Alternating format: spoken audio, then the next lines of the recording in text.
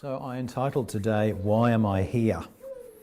And I'm talking about the paradox of involvement. Why would you get involved in a group like a church? Why would you? There are many reasons why people get involved in a group. Many reasons to come to a church, many reasons to come to any community group.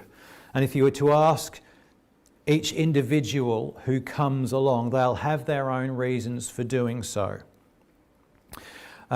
Some might come to a church like this for the theology. You might come for the style of worship. You might come because there are nice people that you get on well with, that you enjoy the company.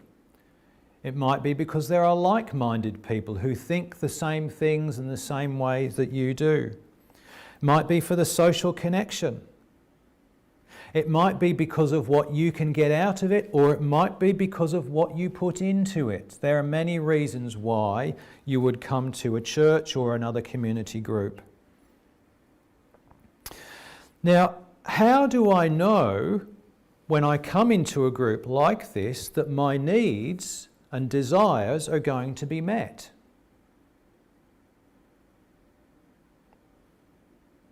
After all, I know that the other people around me who come to this group, come to this church, come to this community, do so for a variety of different reasons.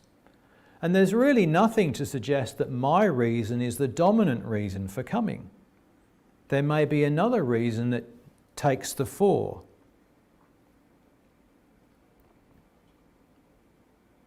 So how do I know that my needs are going to get met? Will I be expected to give up my sense of need and desire for the others around me? Will I be expected to conform to the values and the norms of the group that I join? Or indeed carry out certain behaviours that might not be natural to me and might not be comfortable to me? Now, whenever we get involved in a group, we face these questions because we're coming into a group which involves not just me, it involves at least another person and several other people very often. So the constant question that we all face when we join a group of any kind is to what extent we get involved and to what extent we pull back and remain independent. And every single person faces that in every group that they might join. I have waved around this book on several occasions, and I'm going to wave it around a little more again today. Here is the way that this book, Paradoxes of Group Life, puts that question. How does one avoid becoming lost in a group? And if one does get lost, how does one take action to become more or less involved? Now it puts it another way too, which is intriguing. Likewise, what happens to the group when it loses itself in one of its members or in some subgroup? How does the group take action to determine whether it is investing too much of itself for little or no benefit in some activity or concern of an individual part? So imagine the circumstance in which one person in a group dominates over everything else that goes on within that group. Now the book, Paradoxes of Group Life, puts forward a hypothetical case study. It talks about a group of engineers who form a working party to achieve some job. And it talks about this character, Walt, who is identified as a recovering alcoholic. And the company that has organised this working group of engineers comes to the working group and says, and introduces Walt and say, we would like Walt to be part of this group, be aware that he is a recovering alcoholic, and we believe that a function in this group will be good for him.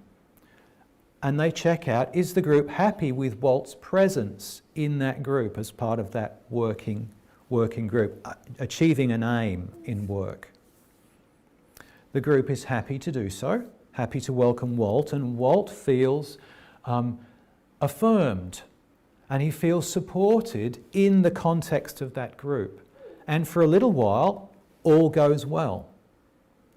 But then as pressure is put on this group to achieve the goal for which they were formed, then each of the individual members start to feel pressure.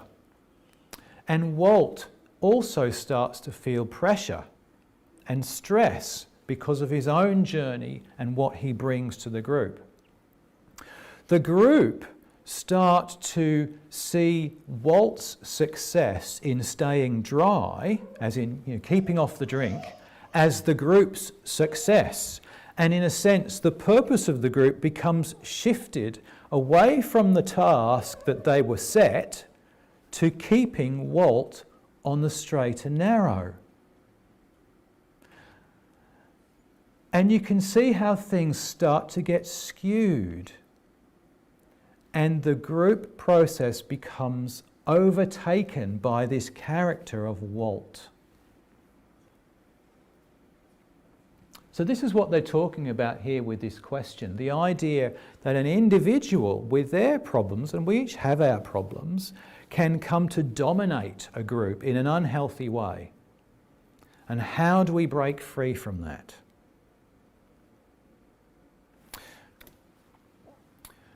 Here's an example of an unhealthy way of relating to a group. This is a book that I have, has been in my library for 20 years or so. Stephen Wookey is an Anglican minister in England, and he wrote this book, When Church Becomes a Cult. And one of the key observations from this book is that any church can become cult-like in the way that it seeks to carry out its business.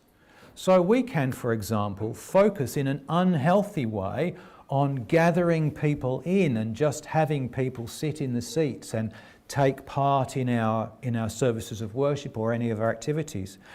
We can seek within a church to be controlling of those people and expect them to give up other associations that they might have and activities that they might engage in. So he just points to the fact that a church, with its aims and its agenda, can become overtaken in an unhealthy way. And we can relate to the individuals within our church in an unhealthy way. Here's another unhealthy form of relationship. This time it's a one-to-one. Codependency. A codependency often happens in terms of alcohol or drug or substance abuse, but it can happen in other terms as well, being overtaken by work, for example. So they talk about providing money to support a habit, denying the problem exists, avoiding conflict at all costs, feeling responsible for your partner's thoughts and feelings, making excuses to cover up a partner's substance abuse or other form of abuse, saying yes to your loved one when you really want to say no, providing care for the person when addiction symptoms present physically, putting your partner's needs above your own, turning to drugs or alcohol yourself to cope with the stress of a dysfunctional situation. So this is an example also of an unhealthy relationship that we can find ourselves in. Now what I want to do is today I want to talk about this sense of how we relate to one another in the terms of an unhealthy relationship and what we can learn. This is an extreme form. Very few of us find ourselves in these extreme forms, but we can find ways that we lean towards this unhealthiness in what we do. So I want to share some of the characteristics of this unhealthy relationship. And the first is losing a sense of self. In codependency, or in terms of this group control or other unhealthy ways of relating, we can lose a sense of self. We can start to define ourselves in terms of the problem which is presenting. We can start to see ourselves as the problem. And in its most extreme form, the existence of the problem can actually be the thing that gives us a sense of meaning and purpose in life. And in codependency, you often see this. It seems strange for many of us to understand, but the codependent often supports the habit, because it is the habit that actually gives them a sense of purpose and meaning in their life. We can lose also a sense of control or agency. What I mean by agency is the ability to act and the ability to make a difference.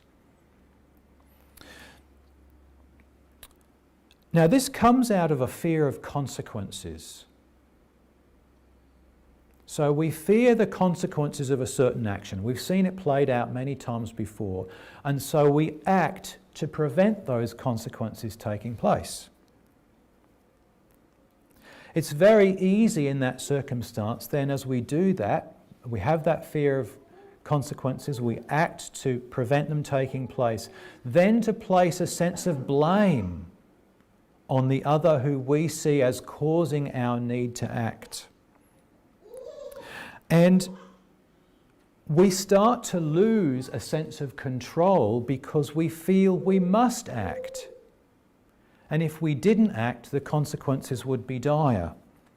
So it's a paradoxical situation, this one. The uncontrollable compulsion to be in control.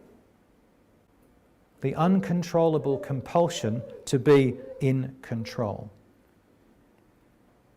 So we lose a sense of self, we lose a sense of our own control and agency, and we lose a sense of perspective.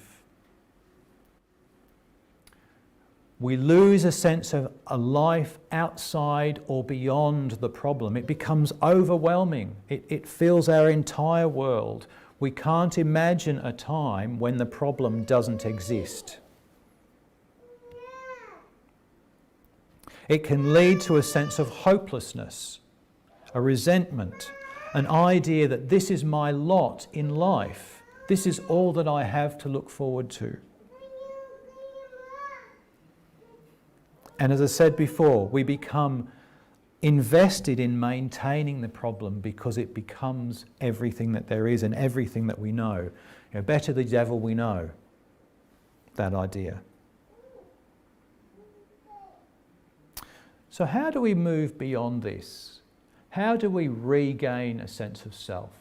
How do we regain a sense of control or agency within a situation? How do we regain a sense of perspective? And I want to reflect on the reading that we heard earlier, Mark chapter 2. So the Lord goes into this house and crowds surround him and fill this house so that no one else can get in. And a man is brought on a mat by 4 friends to the Lord to be healed. They're unable to get into the house. And so what do? Well, they climb up the outside stairs and they uncover the roof and lower the friend down in to see the Lord. Now, if you think about it, that little group of 5, the paralytic and the 4 friends, could be seen as a codependent relationship group. Here is a little group of 5 who have become overwhelmed by the disability of the one. And those 4 others are supporting that person in their paralysis. Now, we look at this story generally and we say, oh, how wonderful of those 4 friends to support this man and bring him to the Lord. Yes, that's true. But we can look at it in these terms as well, that actually there's something potentially unhealthy taking place here. You see, that paralytic, if he were to continue that, would have no reason to change, no reason to move on, no reason to seek to be independent of himself. The Lord's first reaction, his first words to the man are, what, do you remember them? Your sins are forgiven. And isn't it the most odd thing to say? Your sins are forgiven. And of course, nothing happens at that point, except the Pharisees and the scribes who are there watching Jesus and listening to him take exception to what Jesus says. Only God has power to forgive sins. Why are you saying that? And Jesus understands this. He realizes what's going on here. And he says, well, what's easier to say? Your sins are forgiven, or arise, take up your mat and walk. And so he then shows his power and says to the man, arise, take up your mat, and then he says, go your way, go to your home. It doesn't actually say exactly the same phrase twice. Arise, take up your bed and walk. And I'm going to suggest to you that in that phrase, we have the answer that we're looking for. How do we avoid this or work our way out of it? You see, the thing is about that word arise.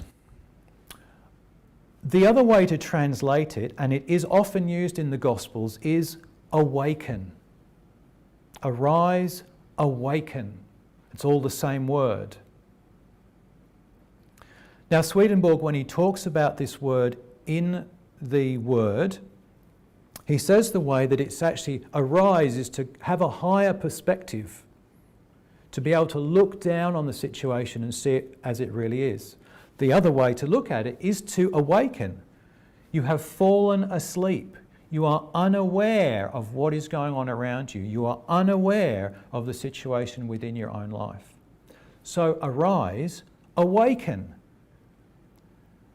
Get a better sense of the situation that you are in.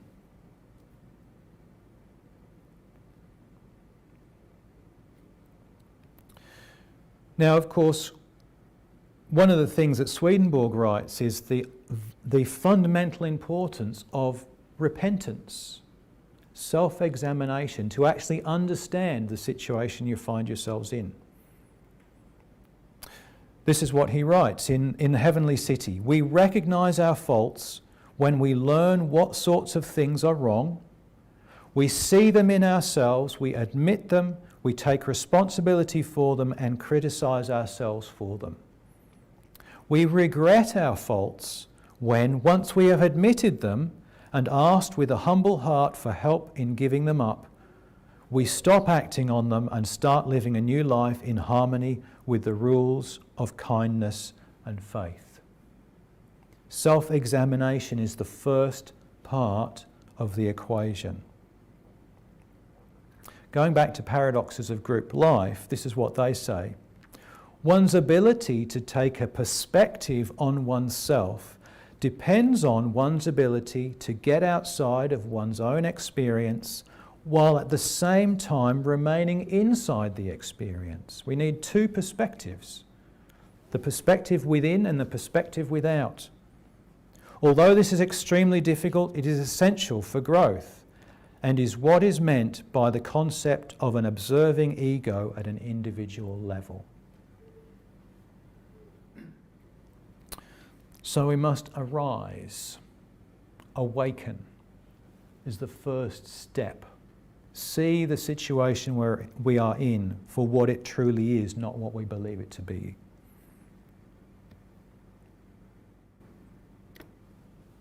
And then we must take up your bed.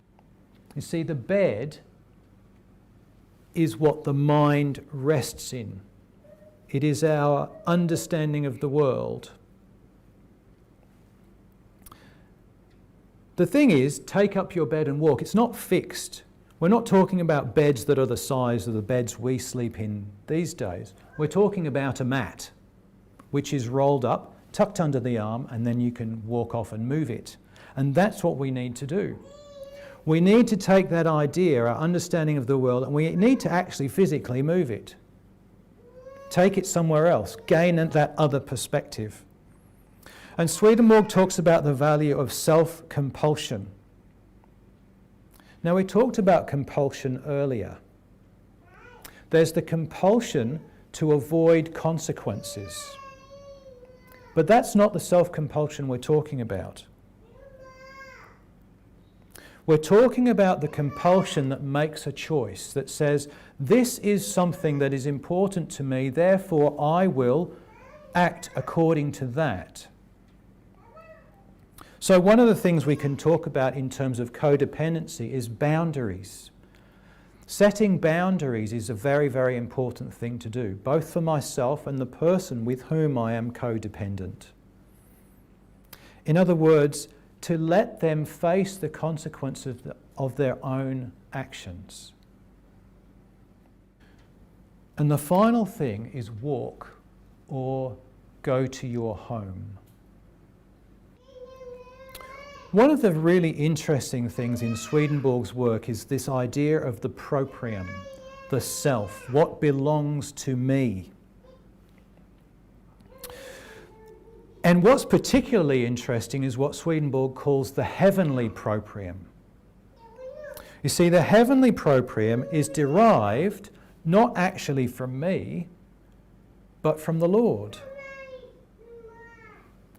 And it is only in deriving that proprium, that sense of self, from the Lord, that I then break my sense of self, which is tied to another. And that sense of proprium, the one we derive from the Lord, is true freedom. So, in the Word, John's Gospel, we hear these words, "Abide in me and I in you. As the branch cannot bear fruit of itself unless it abides in the vine, neither can you, unless you abide in me. I am the vine, you are the branches.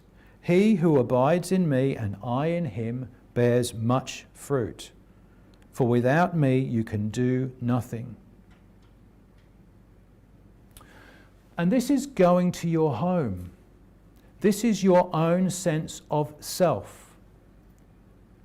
And it's the sense of self which is tied and derived from the Lord, not from another person, not from the group we exist in, not from the problem we are facing, but the Lord alone. And that gives us true freedom. Here's a passage from Divine Providence I want to share with you just to finish off. "Now, since everything that a man does from freedom appears to him to be his own, for it is of his love, and as was said above, to act from one's love is to act from freedom. It follows that conjunction with the Lord makes a man appear to himself to be free, and consequently to be master of himself. And the nearer the conjunction with the Lord, the more free he seems. And consequently, the more he seems to be master of himself. He appears to himself more distinctly to be master of himself because the divine love is such that it wills that which is its own should belong to another, thus to an angel or to a man. Such indeed is all spiritual love, and preeminently the divine love. Besides, the Lord never forces anyone, for nothing to which anyone is forced appears as his own, and what does not appear to be his own cannot be his love's, and so be appropriated to him as his own. Therefore man is led by the Lord continually in freedom, and is also reformed and regenerated in freedom." So my challenge for the week: arise, awaken. It's the first part of this process. We begin by seeing the reality in which we live, the reality within which we exist. We begin by recognizing the problems in our lives and then seeking to do something about them. Recognize your responsibility for the situations in which you find yourself, and give the responsibility that others have back to them.